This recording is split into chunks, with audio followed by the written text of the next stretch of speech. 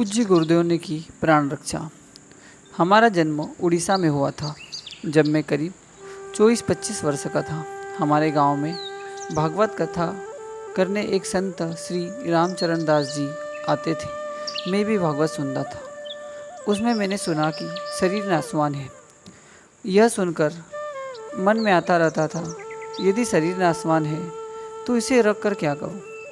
एक दिन होली की पूर्णिमा रात्रि में हाथ में जहर लेकर शरीर को नष्ट करने का संकल्प लेकर सुनसान समुद्र के किनारे जा बैठा। जैसे ही जहर खाने का प्रयास किया तो मेरे हाथ में झटका सा लगा। विष पात्र हाथ से छूट कर गिर गया। मैंने सोचा, इस सुनसान में कौन आ गया। देखा, लंबा कुर्ता धोती पहने एक आदमी बोला, क्या पागल हो गए हो? इसको नष्ट करने का अधिकार तुम्हें नहीं है। यह बात सुनकर मैं अचरज में पड़ गया। कोई आदमी यहाँ था नहीं, यह कहाँ से आ गया। मैंने पूछा, आप कौन है? वह आदमी मुस्कुराया और बोला, आपको इस जीवन में बहुत काम करना है। जीवन को ऐसे नष्ट करने के लिए तुम्हारा जन्म नहीं हुआ है। यह बात बोलकर वह आदमी धीरे धीरे समुद्र के अंदर जाने लगा। जल में उसके पैर जमीन में चलने की तरह पड़ रहे थे। मैंने भी पानी में उतरकर पकड़ने का प्रयास किया, लेकिन कुछ दूर जाकर मैं समुद्र की लहरों में डूब गया और बेहोश अवस्था में समुद्र के किनारे आ गया। ईश्वर कृपा से जब मुझे होश आया तब चारों तरफ से मछुआरे घेरे खड़े थे। मुझे अनुभव हो रहा था कि वह कोई साधारण व्यक्ति नहीं था। मछुआरों को जब मैंने अपना परिचय दिया तो उन्होंने मुझे घर पहुंचा दिया। जब मोनी बाबा फिर से गांव में भागवत कथा करने आए तो उन्होंने मुझे बुलाया। फिर मैंने उनसे दीक्षा ले ली।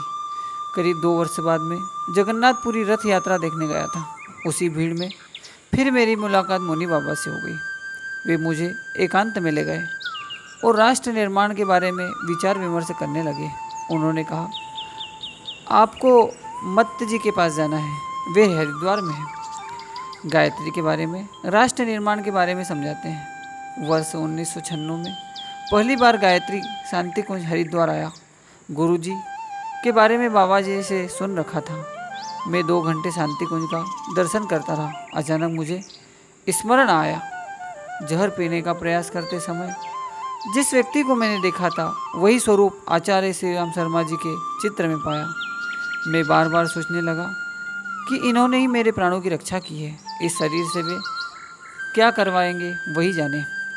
मैं गौरक्षा समिति में 1998 में काम कर रहा था। उड़ीसा से बिहार प्रांत में आया। मैं चकाई में गौरक्षा हेतु कार्य करने लगा। उसमें गायत्री परिवार के परिजन भी शामिल हो गए। धीरे धीरे संपर्क बढ़ता गया। 2009 में ट्रस्ट का गठन हुआ। अब चकाई में गौशाला निर्माण, प्राकृतिक चिकित्सा के साथ साथ आयुर्वेदिक औषधि के निर्माण में कार्य में लगा हुआ हूँ। मैं गुरु कृपा से इस गायत्री परिवार से जुड़ गया हूँ।